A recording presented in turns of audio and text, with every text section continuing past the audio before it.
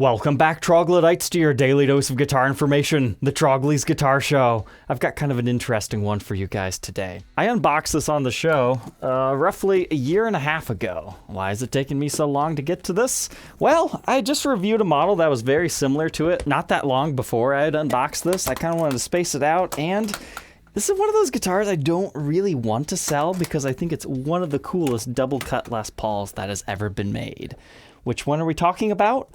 We're talking about the Les Paul DC Pro in the rare Wraptail variety with P90 pickups in this awesome, absolutely stellar indigo blue finish. It took me a long time to hunt one of these things down, but I knew when you search DC Pro on Google image search, this is one of the ones that comes up, and I knew I had to have one of these things. It's just beautiful as far as double cuts go. So, yeah, we get to talk about the snake headstock again. The Les Paul DC Pro, that's right, it's actually a Les Paul. It has Les Paul right there on the truss rod cover. Was pretty much Gibson's first time that they took the double cut shape seriously again. I mean, previous to this, it was those double cut specials that they did in, 1960 or so for a couple of years. And this was around the time that PRS was getting really fire. Like, people loved those things, and all of their things were kind of based off of the DC Gibson specials. So they kind of toyed around with this on the market, and they came out with two different versions. You can check out my other review and demo to see the stop bar tailpiece variety that has the humbuckers. But then you have this. I'm sure it had a different fancy name at the time, like Les Paul DC Pro Special rather than Les Paul DC Pro Standard for the other one maybe, but I could not find any hard concrete evidence of that at this time. You gotta remember, when are we talking these things were made? 1997, 1996, somewhere around there. So this was right before Gibson did a USA production level of a DC Les Paul. So you can check one of those reviews out here. Or if you're really curious, you can check out one of the prototypes to that run in this episode. But these are high-end custom shop versions, and I had to get this imported back to the US because I forget which country it was in. I think it might have been Poland or something. But they've got a little bit of a comfort cut right here. Just the regular DC style shape right there. It's an all blue finish on here. You can kind of see through to the mahogany wood grain even. It almost appears green at certain angles. And why did they do this goofy headstock? They were trying to basically emulate PRS's is what it looks like. So you can side-by-side comparison them. Essentially, they just took PRS's style, shrank it down, and instead of having a big swoop right here, they just put the Gibson open book bump butt headstock, I guess.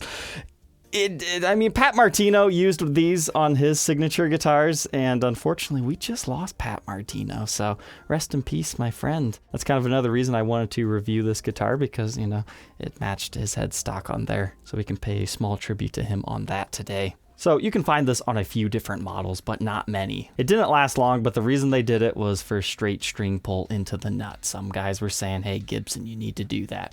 So they did it with this one. Gibson was just kind of trying to make up for lost time and just compete with PRS and other similar manufacturers of the day. But some other things to keep in mind here is the double cut shape didn't exist before this necessarily in a custom shop instrument. So these were really new at that time. Whereas today, we've got these cool double cut Les Paul specials that have the cool flame top. So these look rather tame in comparison to those guys. But at the time, this was a big new thing. People didn't realize that the USAs were going to be coming out and things like that. So it's a really cool piece of Gibson history in that aspect. So today we get to talk about this thing because we already talked about the humbucker one, and I just love this. Wraptail guitars, they feel so different. I love the fact that this has the creamy colored P90s, matches really well with that bound flame top right here. It's really rather a thin guitar as well. I'd be curious if it was thinner than that last one that I had reviewed. I'll have to take some dimensions. It's been a while since I had that last one though. But this one definitely feels a lot better. A nice slim neck profile. It's not all fret sprouted like that last example. But to learn more about this obscure Gibson guitar, let's go ahead and throw it on the workbench to take an individual look at its parts and specs.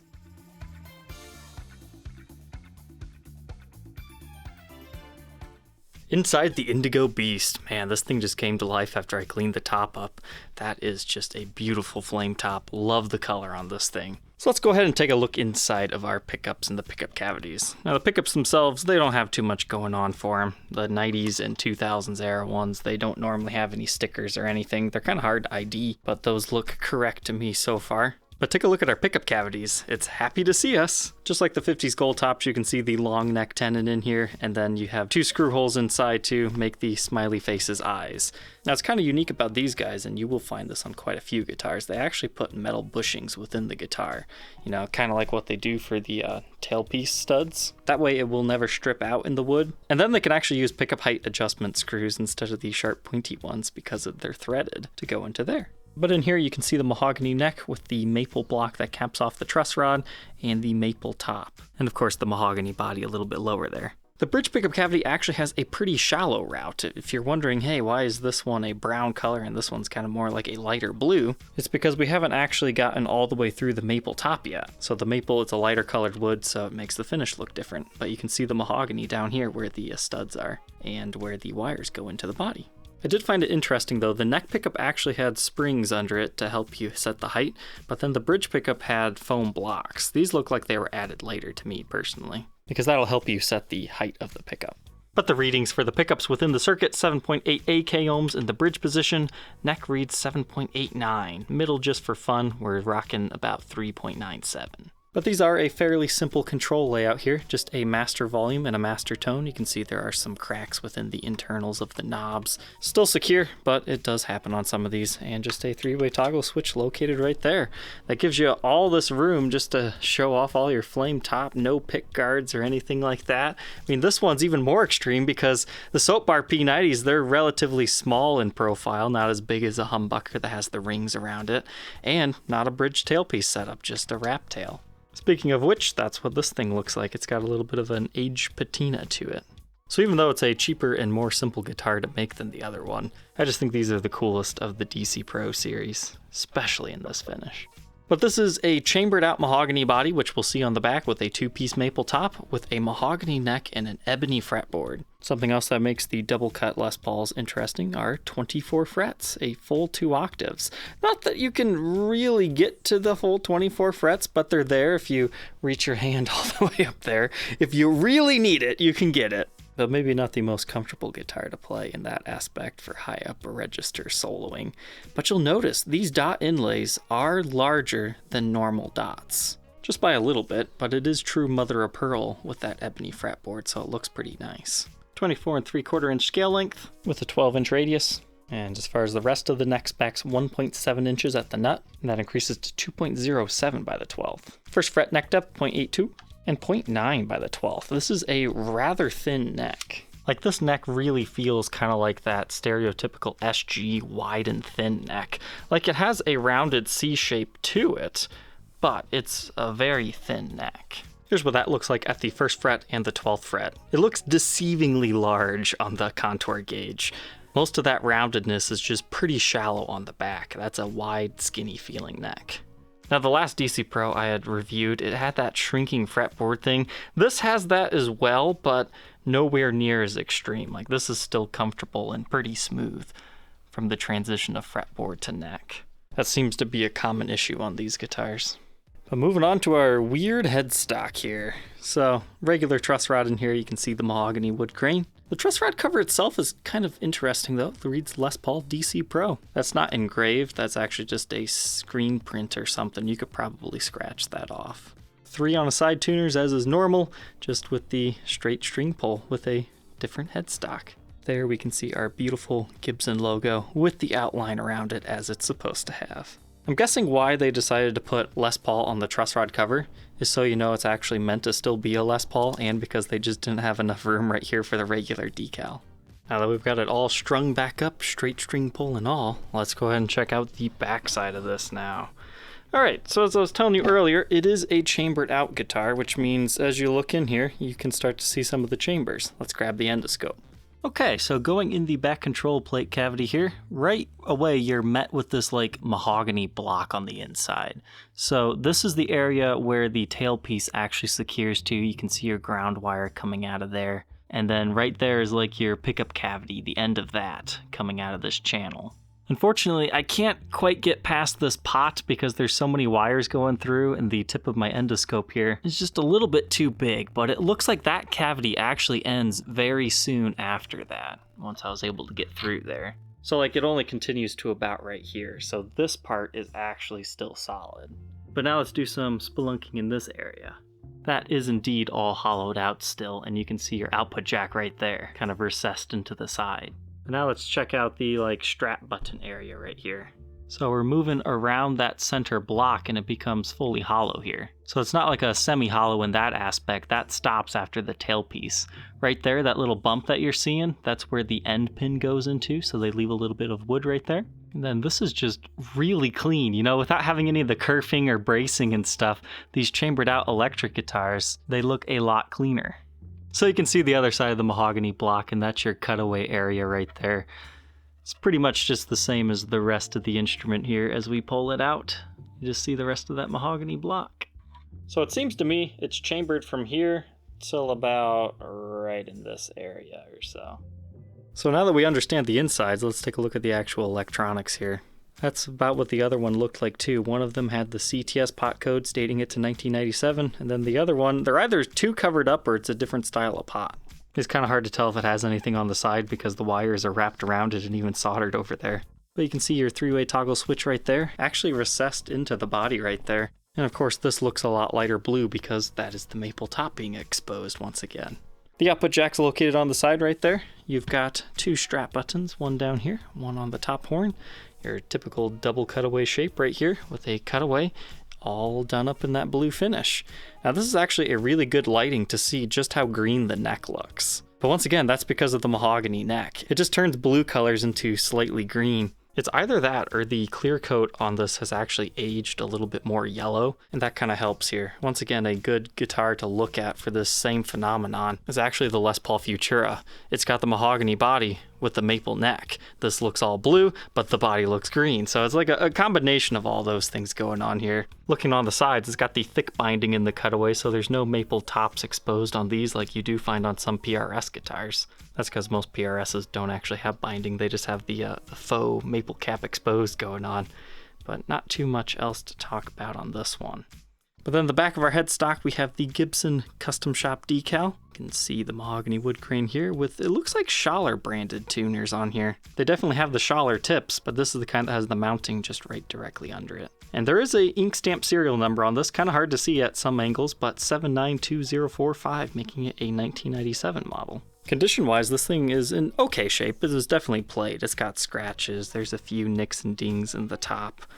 Some other slightly deeper scratches. I did notice there was like an impression by the tailpiece. Yeah, right there. And if I remember correctly, there was a couple of them down here. So overall, a pretty nice example here. Obviously, the headstock has a lot of micro scratches from string changes and polishing and whatnot. But there's definitely some nicks and dings along the edge. We've also got some light impressions on the neck, like in this area. Nothing too bad, though. Looks like there's a small ding right here that kind of rubbed through the finish. And there's like an impression back here on the back of the headstock, and maybe another one right here from like a clip-on tuner or something. So not a perfect condition guitar, but all things considered, I'm happy with the condition. And of course, we can't forget our blacklight test here. So everything's glowing so far the way I would expect to see. Nice bright finish right here. Even our switch tip is glowing, including the original knobs have a bit of a hue to them. Our headstock is also giving us no issues on this. Complete even glow. Backside looks pretty much like the rest. You can see that ding I was talking about earlier right there. Maybe a few other light areas of light finish wear. A couple of dings on the side. But I'm not seeing any like stand marks. I mean, that could potentially be one. But I don't see one on the other side. Backside of the neck, you can see that lacquer line that has formed along the side of the fretboard, and maybe a little bit of a clear coat rub right here, but that doesn't even feel any different.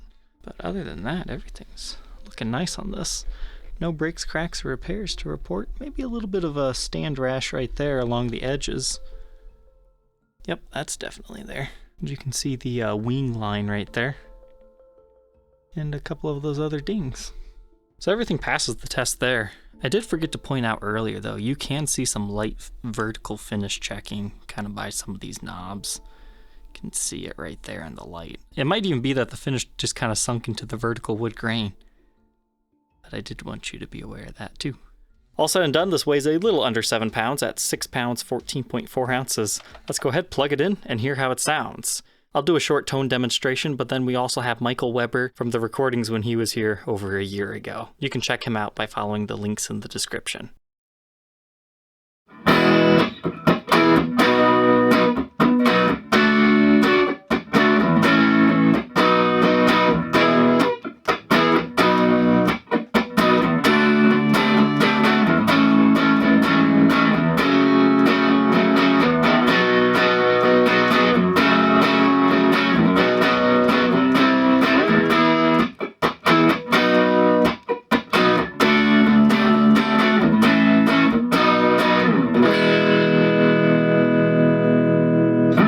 Now we're in the middle position, and this guitar is plenty spanky.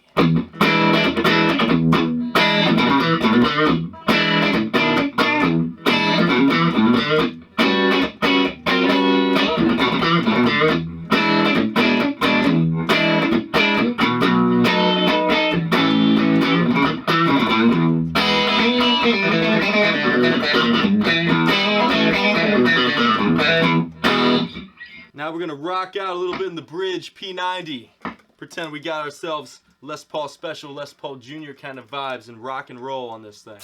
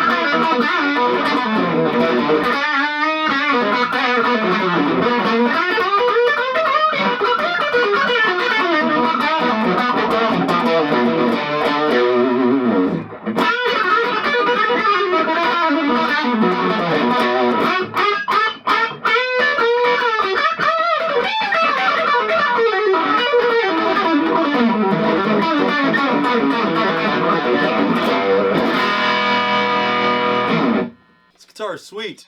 It plays great.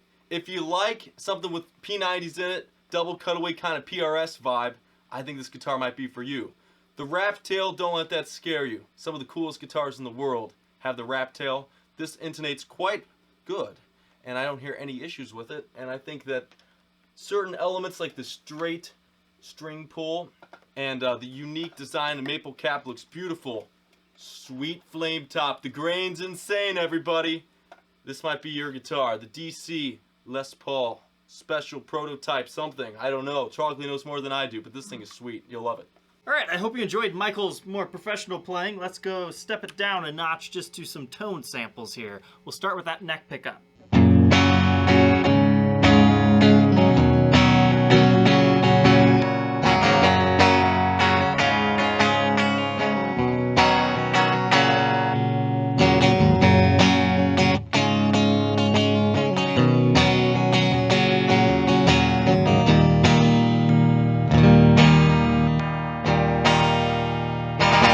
It's a really thick sounding neck pickup on this thing.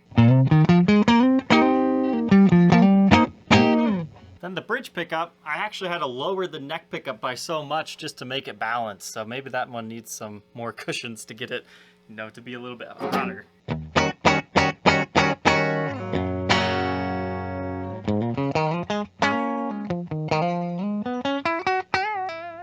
I really like the combination of the middle here. It gets that spankiness of the neck with the clarity, but with just a little bit more like the bridge.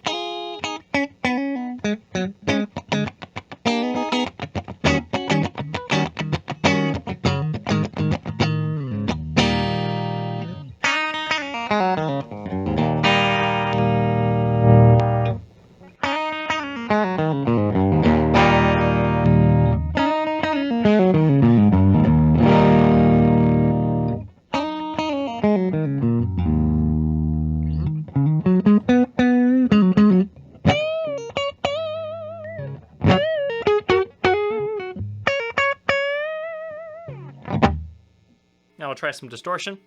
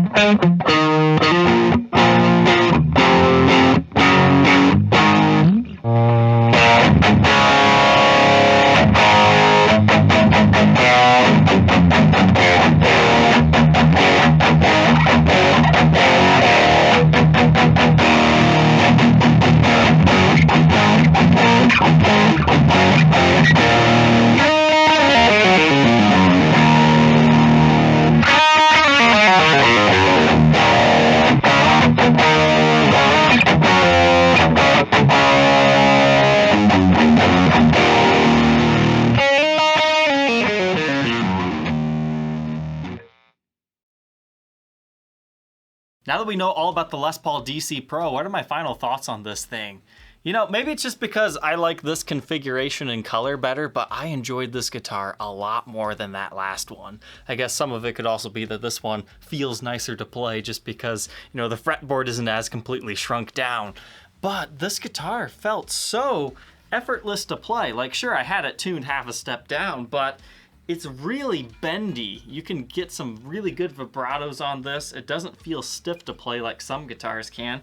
And I'm going to attribute that to this Wraptail piece. It's kind of like a 1954 reissue Les Paul, except for completely modernized and given a double cut, and it's a thinner chambered out body. Okay, it's nothing like an R4, except for the pickups and the Wraptail for the most part. But I had a great time with this. The neck profile on this thing is kind of interesting. Like, it's definitely not big, it's fairly thin, but still has the roundedness to it. Like, I wasn't loving it too much when I was feeling it on the workbench, but actually playing it, standing up anyways, I thought it was comfortable. Maybe not my favorite neck profile in the world because it gets a little bit too wide and flat up here for my tastes. And once again, the whole 24 frets is kind of wasted on this guitar without any type of additional cutaway right here. I mean, you can comfortably get to the 21st before hitting the body, but at the 22nd, you're really right up against there. Even reaching over there, I mean, it's going to be a bit of a struggle. But again, if you really need to get there, you've got the fret wire to make it happen. Now, do I suggest everybody run out and grab one of these? Nah. I mean, this is more so if you want something that not everybody else has, or it's a collection piece. But the biggest thing is not everybody can get one of these because especially this variation is super rare. Now, to get the humbucker variation, yeah, those appear on the market occasionally. I think right now there's a couple of them, so if you want to check those out, you can. But if you do still want one of these things, but you can't afford the custom shop version or you just can't find one, check out the Gibson USA Doublecut Les Pauls. They're similar, but not exactly the same because, you know, custom shop USA, there's going to be some differences there.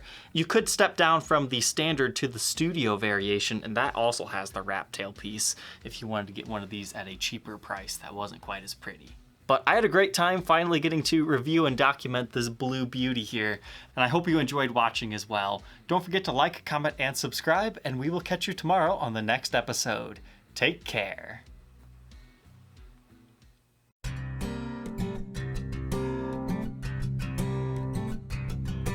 As always, if you're interested in being the next owner of one of these demo guitars, you can check them out on my website, troglysguitarshow.com. There's some links in the description.